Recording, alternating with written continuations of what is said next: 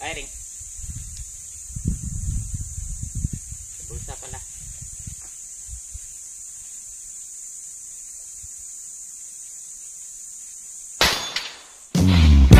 If I did not love you so, I would not go through all this pain.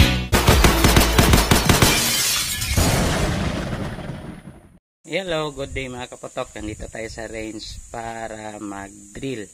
So, kung naalala nyo, yung last week, yata yun, na-share ko yung difference ng accuracy at saka yung precision.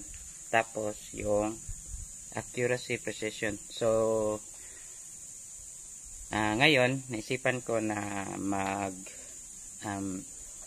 simplify ko yung yung difference ng tatlo. Then yung sa yung in my own understanding at yung manner ng pag-execute. So for me, yung accuracy is yan, nakikita niyo yan target, yung board. So pag once na napasok natin dyan yung tama natin, which is accuracy, kasi yung board natin is natamaan, which is yan yung target natin. And then papasok din yung time. So less time, tapos pasok sa board, accuracy yun. And then pagpasok ng precision is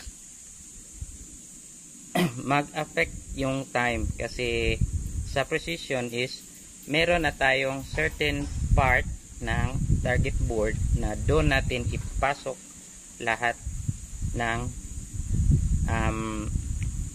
ammo natin or yung patama natin sa board.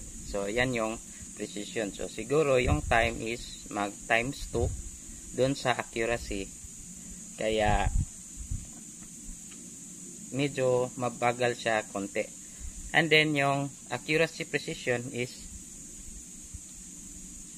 parang wider na yung portion ng yung sa precision natin is kung tight yung group natin, siguro mag face tight or somewhere between 5-inch circle. Tapos yung time is nasa middle na siya. Hindi siya masyadong mabilis, hindi din siya masyadong mabagal. So, try natin. Yung gamit natin is si Glock 17, kasi ito lang yung iron sight. Tapos, hindi siya mabigat, tapos hindi din siya tamang-tama lang yung gaan. So, let's go. So, 5 rounds sa accuracy, then 5 rounds din sa precision. Tapos let's go.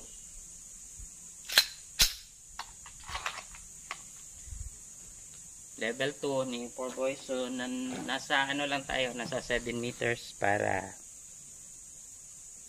pasok talaga.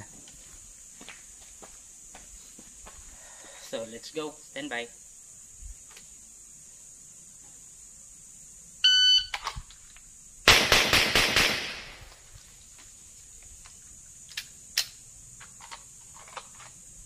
So 5 shots, 2.53. Tapos yan yung nakuha natin nasa alpha chamba. So ngayon punta tayo sa precision. So sa precision mga kapotok, lagyan natin to ng marker.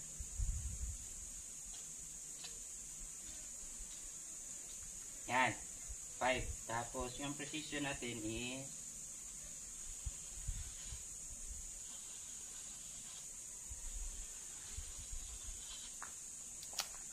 para hindi masyadong 2-inch circle sa 7 meter.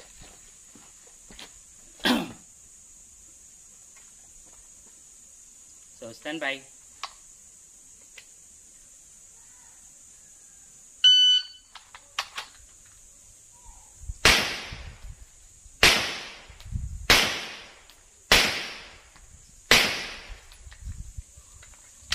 5 rounds.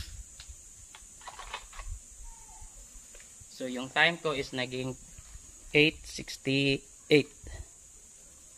Tapos first round is 3:22 kasi sumabit sa holster. So ngayon is yung accuracy at precision. Lo, parang kulang ng isa. Ito pala dalawa. Dalawa to. Tapos may kumunting sumabit. So accuracy and precision dito natin ilagay.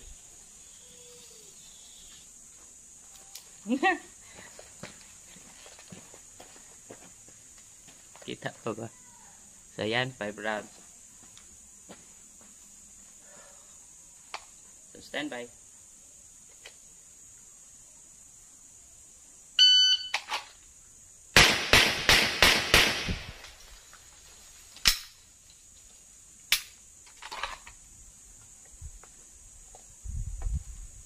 So naging 3.16. Or medyo nabagalan lang yung sumabit lang yung yung sa precision kanina, sumabit lang yung pag-draw. So yan yung the way I execute yung accuracy, precision, tsaka precision accuracy. So lahat